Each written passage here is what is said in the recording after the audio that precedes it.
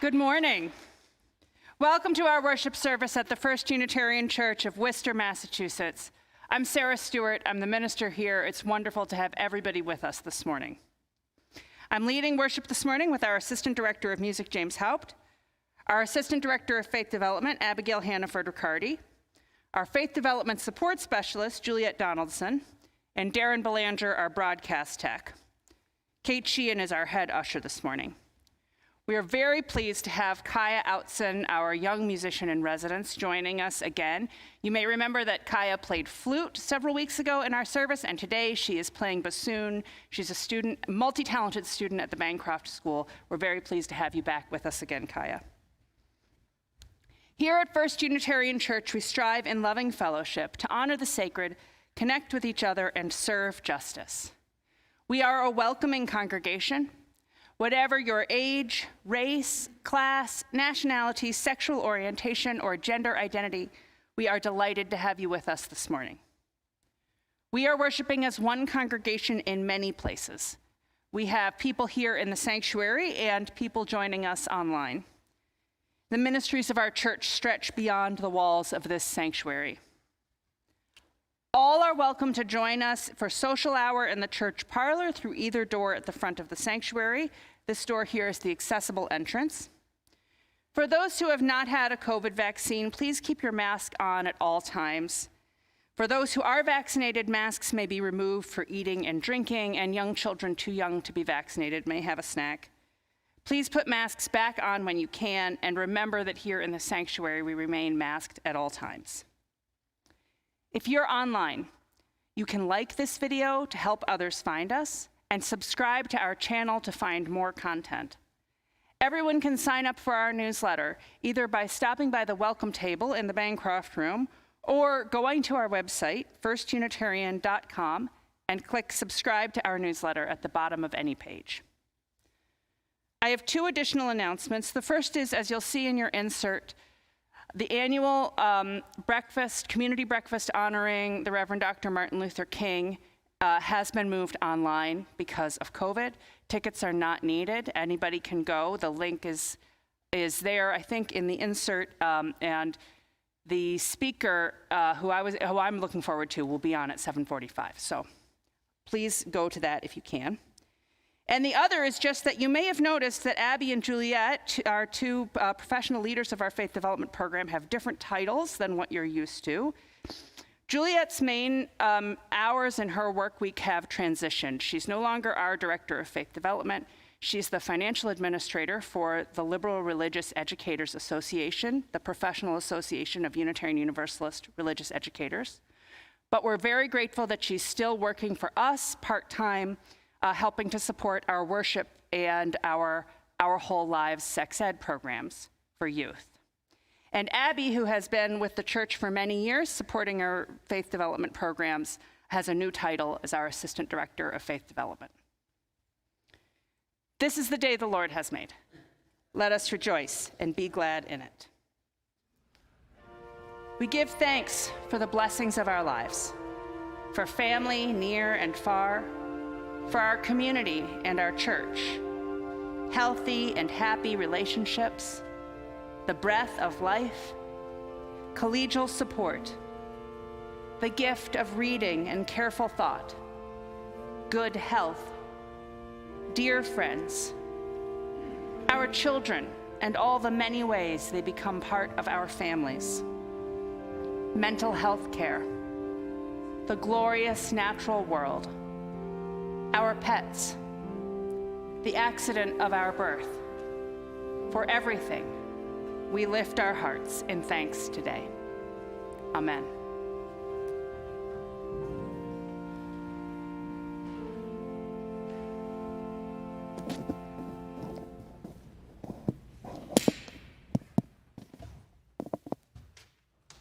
Andy will be lighting our chalice this morning.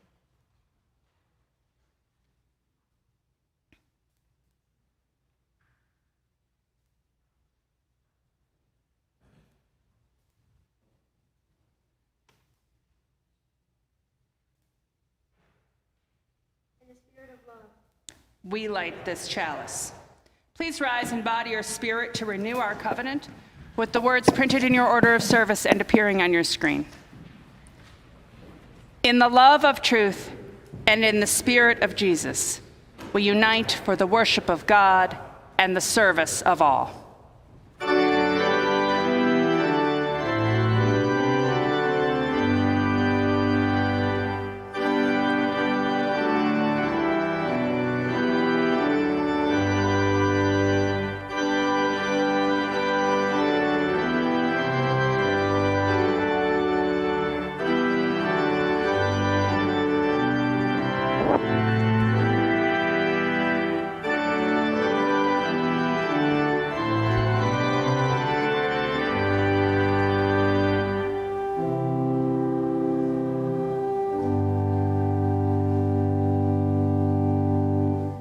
Our opening hymn is number 111 in your gray hymnals, Life of Ages.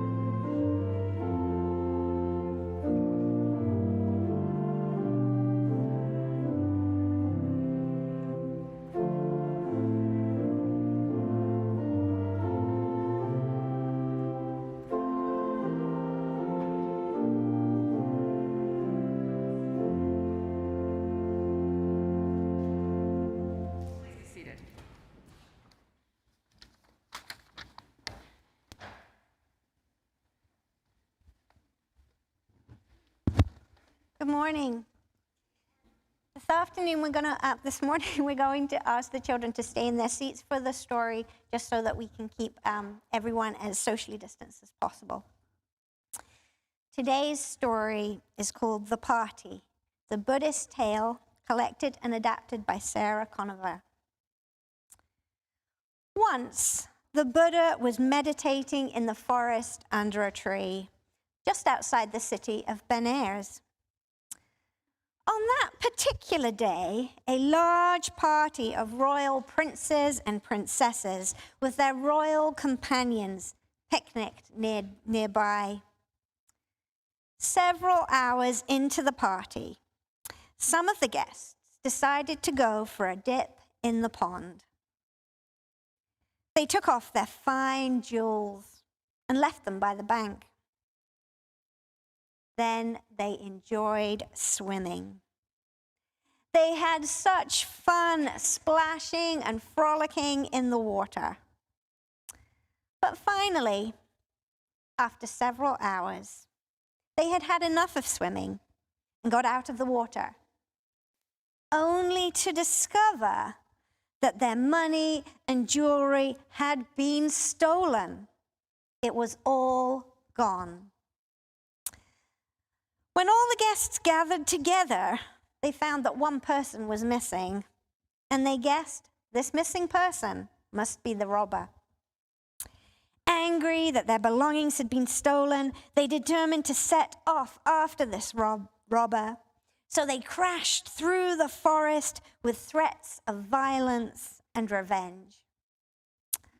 Suddenly, though, they came across the Buddha, meditating peacefully under his tree. "Have you seen someone sneaking through the woods?" asked one of the princes. "Our valuables have been stolen."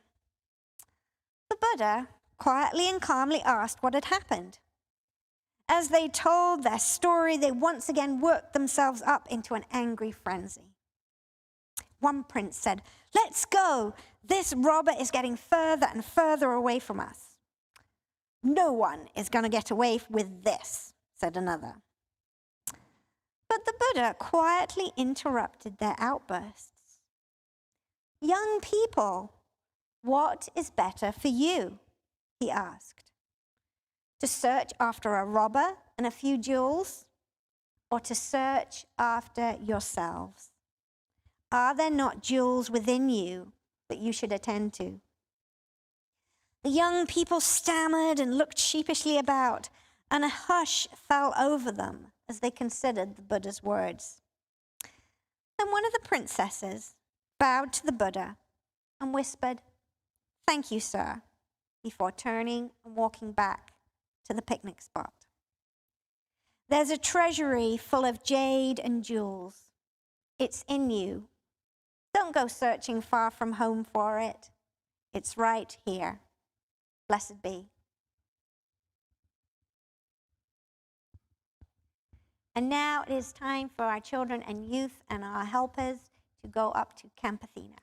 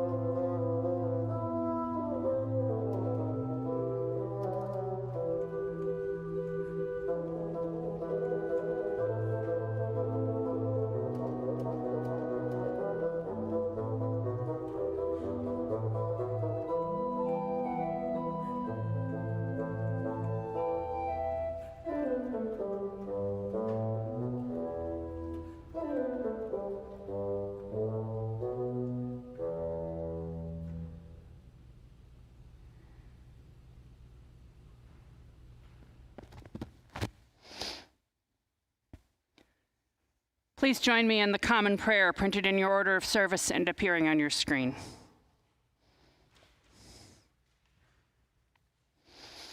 Open our hearts with a spirit of gratitude. May we be thankful for all the blessings which grace our lives, which we did not buy and cannot keep, for the beautiful, bountiful world, for love of family and friends, for our life within us, and for the chance to do good for others. For all these gifts, we give thanks. Amen. Please continue your own thoughts and prayers in silence.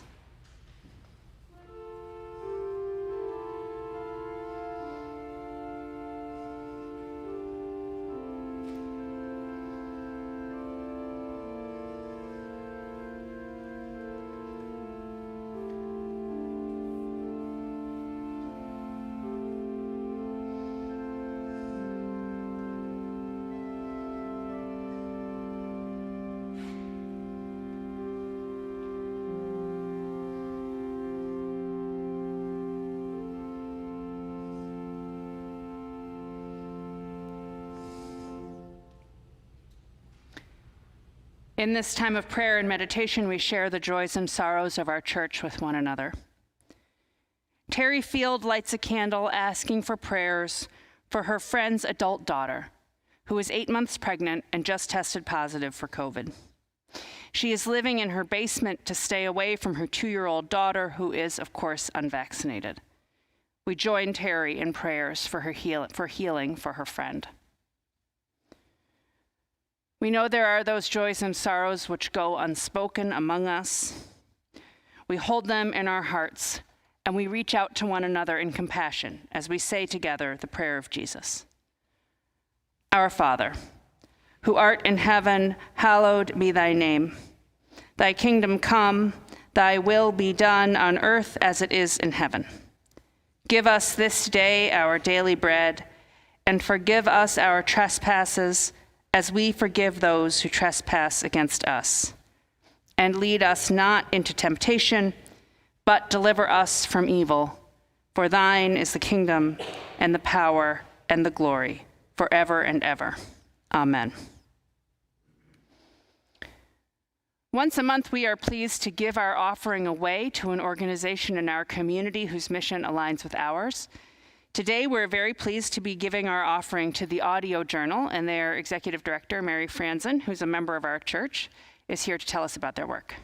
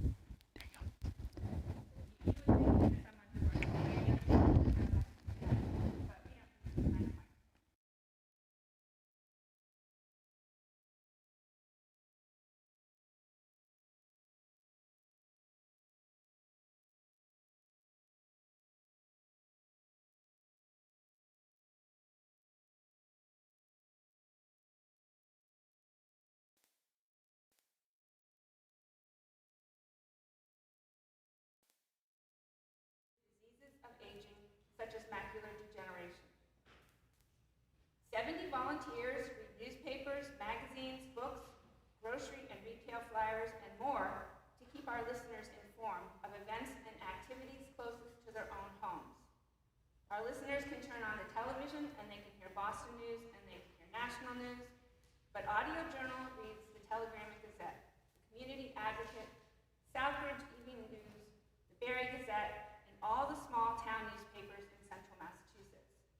Audio Journal is listeners' only source of the most local news. We have several specialty programs. One is called Speaking Volumes. It's a book discussion group. All the books selected are available at the Talking When the broadcasts are able to be live in the studio, the listeners can call in and participate. And we're particularly proud of this program because Oprah wrote about it in her magazine. The world is watching. In this program, the volunteer reads articles written by the foreign press about events happening in the United States.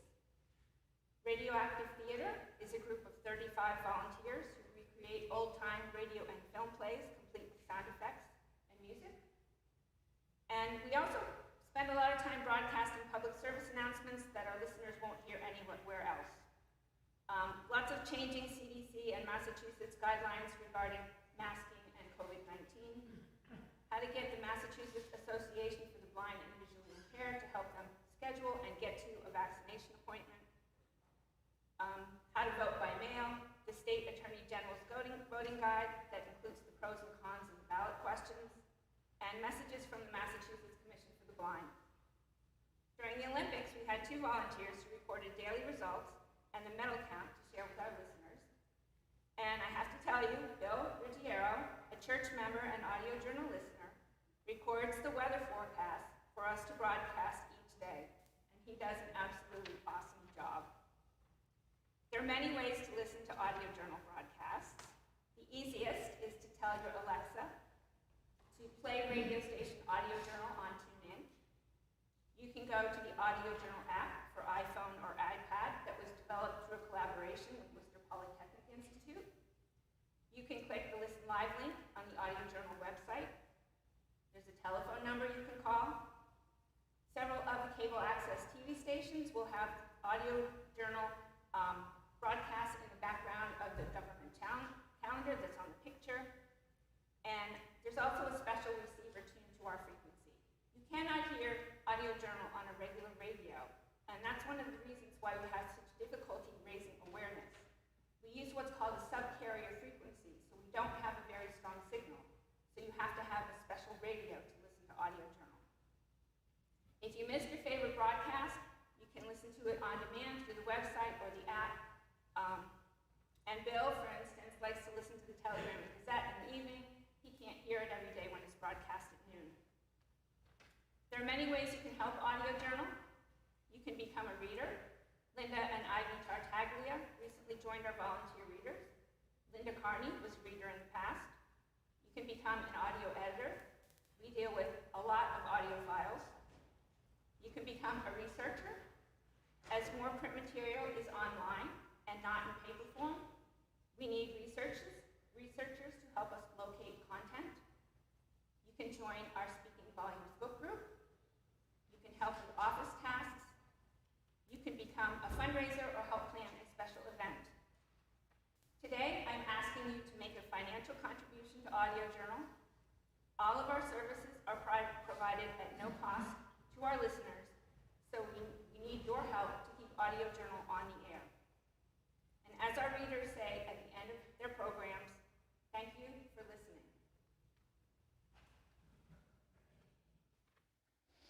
Thank you, Mary. Everything we do as a church is thanks to your support, including this important work in our community. Your offering makes a difference. Thank you for your generosity. The ushers will receive the morning's offering. If you're online, you can text the number on your screen or go to firstunitarian.com and click Give Online at the top of any page. First, you will pay any fees associated with an online gift, so 100% of your offering will support Audio Journal. If you are writing a check, please make it out to First Unitarian Church and write Audio Journal in the memo. I invite your generous contributions for this good work in our community.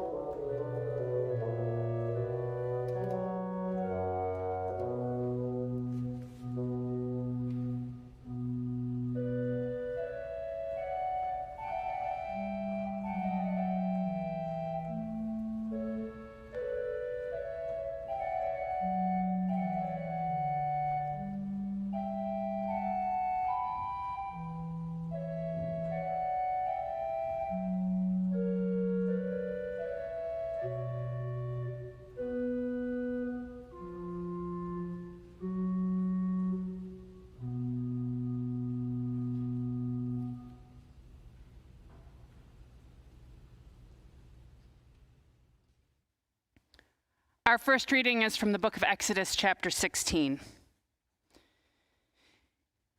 In the evening, quails came up and covered the camp. And in the morning, there was a layer of dew around the camp. When the layer of dew lifted, there on the surface of the wilderness was a fine, flaky substance, as fine as frost on the ground. When the Israelites saw it, they said to one another, "What is it?" For they did not know what it was. Moses said to them, "It is the bread that the Lord has given you to eat. This is what the Lord has commanded. Gather as much of it as each of you needs, an omer to a person according to the number of persons, all providing for those in their own tents." The Israelites did so, some gathering more, some less. But when they measured it with an omer, those who gathered much had nothing over, and those who gathered little had no shortage. They gathered as much as each of them needed. And Moses said to them, "Let no one leave any of it over until morning." But they did not listen to Moses. Some left part of it until morning, and it bred worms and became foul. And Moses was angry with them. Morning by morning they gathered it, as much as each needed. But when the sun grew hot, it melted.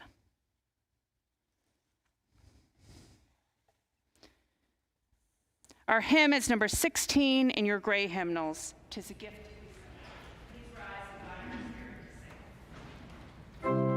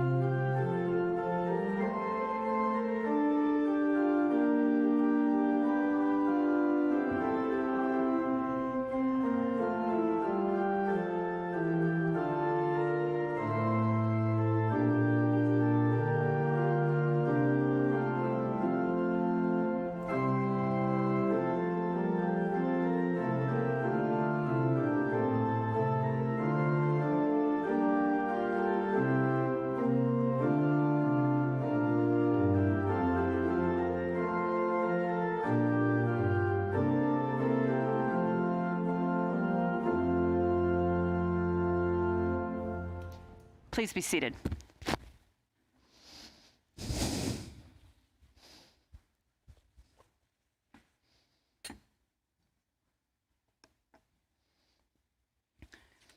Our second reading is a story from the Talmud, retold by Melissa Flora Bixler, a Mennonite pastor. And she interprets the Exodus passage we just heard with this story from the Talmud.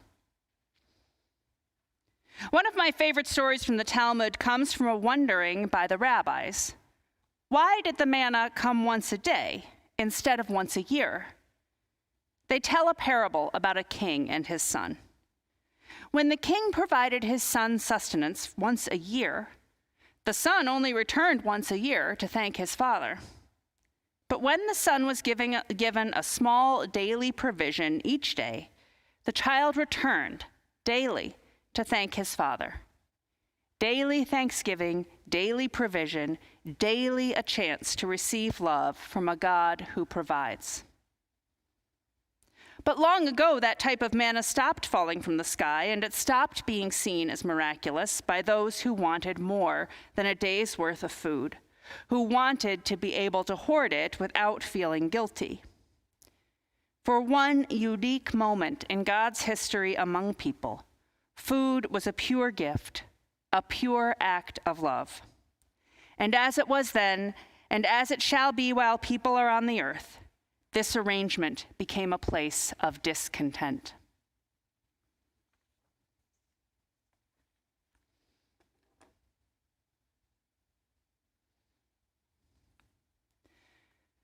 A neighbor of mine is a delivery driver for UPS. So in the spring of 2020, when the rest of us were entering a lockdown and figuring out how to do work and school from home or suffering through unemployment, he had no such change in his work life. During that lockdown, people began to buy more and more things online, and so my neighbor had more and more work to do out in his truck every day, delivering packages to Worcester's households.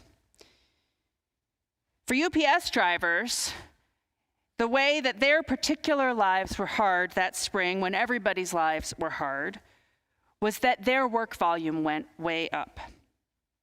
And in fact, my neighbor as a driver for UPS is one of the luckier people in the delivery system. UPS has unionized drivers. They pay well, they have good benefits. The people tend to work there for a long time and make a career out of it. Amazon drivers are much less lucky in all of those regards. The pandemic laid bare this paradox in our economy. Our economy is based on the consumption of goods and services. So during those early days of the pandemic, to truly be safe, everybody should have stayed home. But in order for people to stay home, some people had to keep working. The pandemic has pulled at these two opposing threads that are woven into our identities. On the one hand, we are people. Our faith affirms our inherent worth and dignity. All people are valued, even those who don't contribute to our economic lives, even babies, even people who can't work, even those who need care, even those who are sick. But the other thread is that we are makers and consumers. We are economic people who contribute to and participate in the economy. And despite this, we affirm that our relationship to the holy is rooted in our being and has nothing to do with our consumption. To strengthen that core relationship, we can reduce the pull of our relationship with stuff. So I couldn't preach to you about consumerism and its dangers without confessing myself the things that I have that I absolutely do not need. I went around my house looking for things that I myself had purchased that have had no use since then. I have some of them here. So here's a teapot.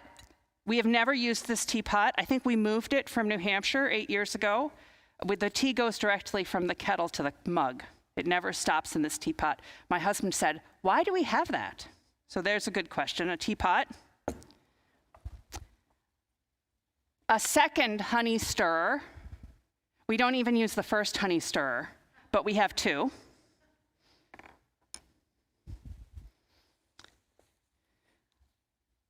The umpteenth book on writing that I own. This one is not very good, I'm afraid. But nonetheless, I felt compelled to buy yet another book about writing as a writer, so there's one more. And then finally, an orange safety vest for running at night. It turns out that I don't run at night. Nonetheless, I have this, and it takes up space in our basement stairs in case anybody is motivated. We would be safe. Perhaps you have this problem in your own lives. You have stuff you don't need, and then that stuff becomes its own problem, having to find a place to put it, having to keep it dusted and clean, having to take care of it when it wears out, having to move it when you move, or perhaps you've gone through this with a parent or another elderly relative, having to cope with their stuff when they can't anymore. And then we discover that if we want to live a life with less stuff, we're constrained by the available options. As soon as we try to solve this problem, we can see how tricky it is. One solution is to consume a solution to having overconsumed to begin with. So we can go out into the marketplace and buy something that will help us solve the problem of having too much stuff. Maybe you've seen Real Simple magazine, which is a magazine dedicated to this idea, that by reading the magazine, you could get the right things that would help you overcome having too many things. I read the 2021 holiday issue for this sermon, and it has lots of suggestions of things you can buy to simplify your life. Here are some examples. bath salts, cardboard to-go containers, Turkish towels, an entirely new wardrobe of clothes, hand cream, plastic wine decanters, tiny screwdrivers, and a toilet plunger with a bright plastic handle and a smiley face on top.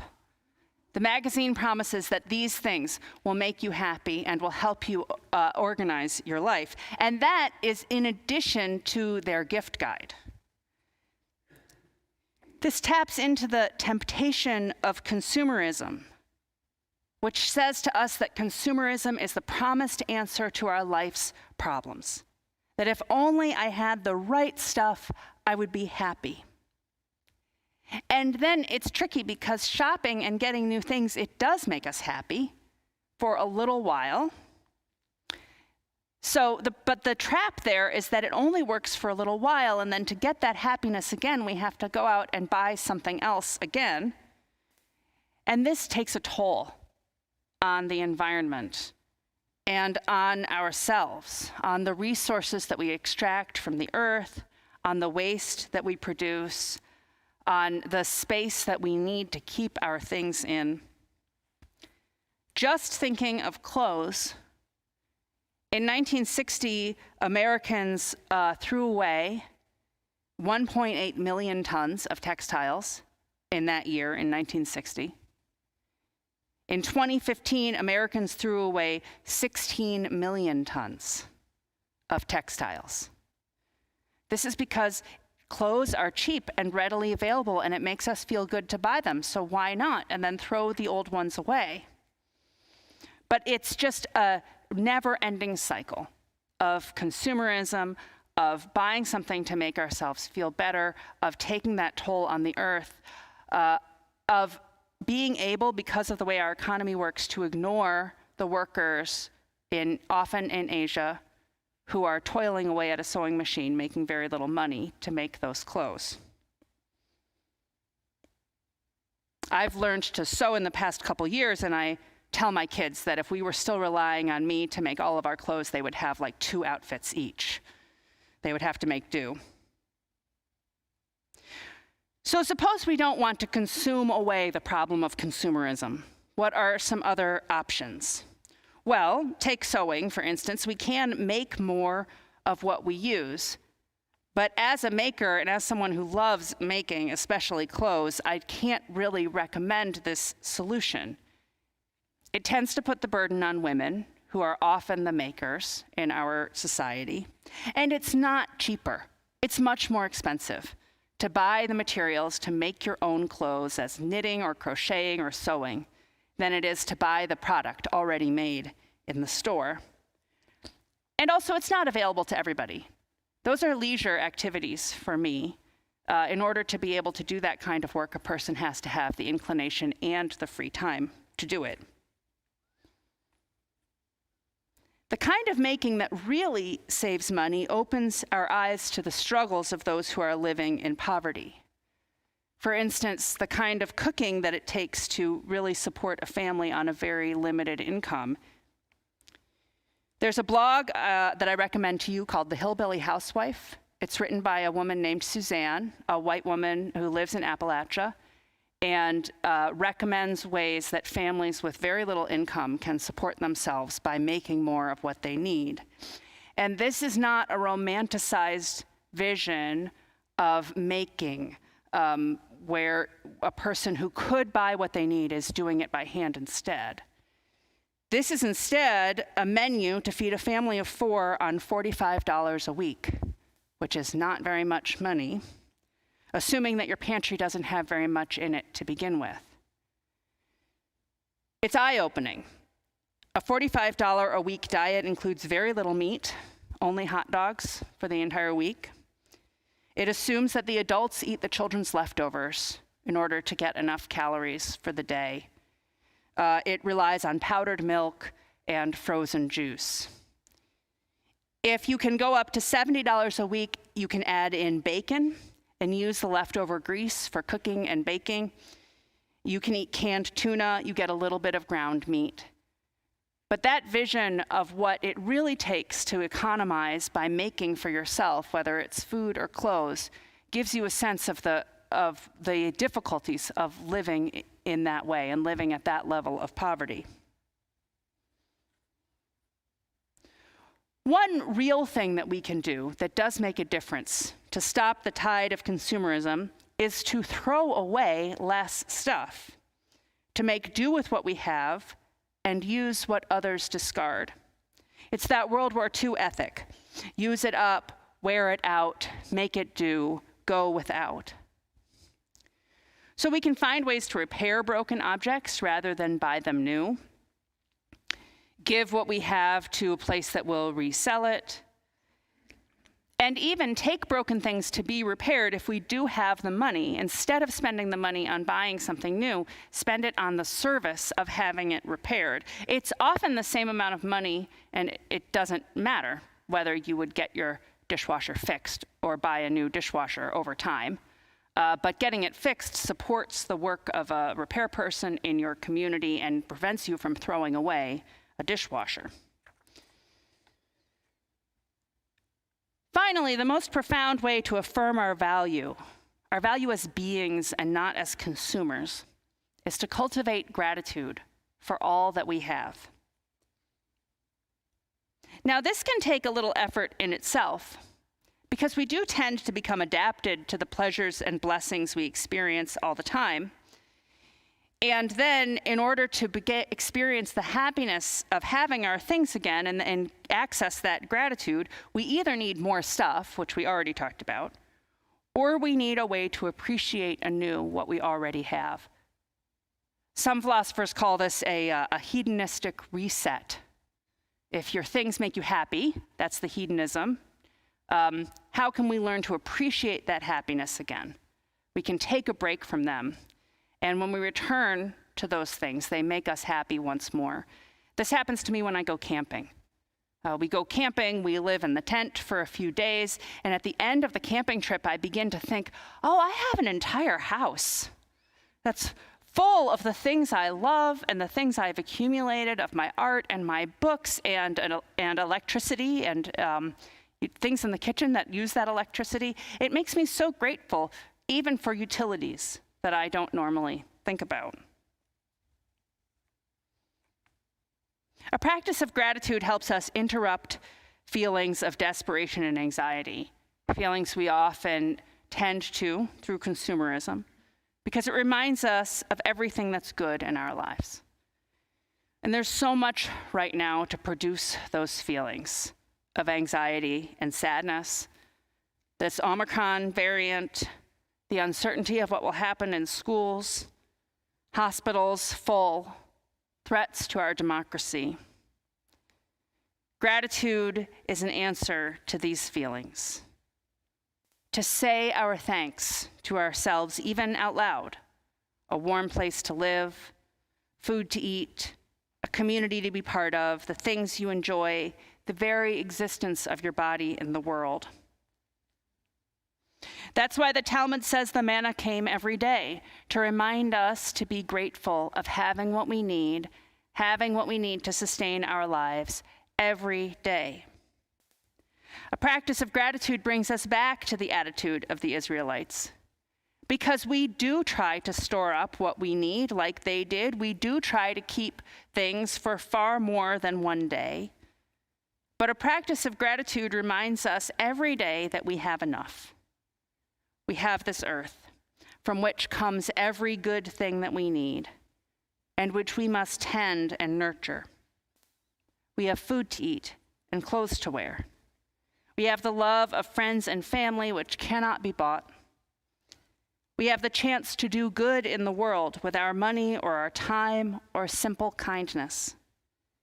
We are enough as we are, beloved of the holy, complete with our inherent worth and dignity. We do not need one more thing in order to be complete. May you know, not only do you probably have enough stuff, but you are enough, whole and holy, just as you are. I love you all. Amen. Our closing hymn is number 128 in your gray hymnals, For All That Is Our Life. Please rise in body or spirit to sing.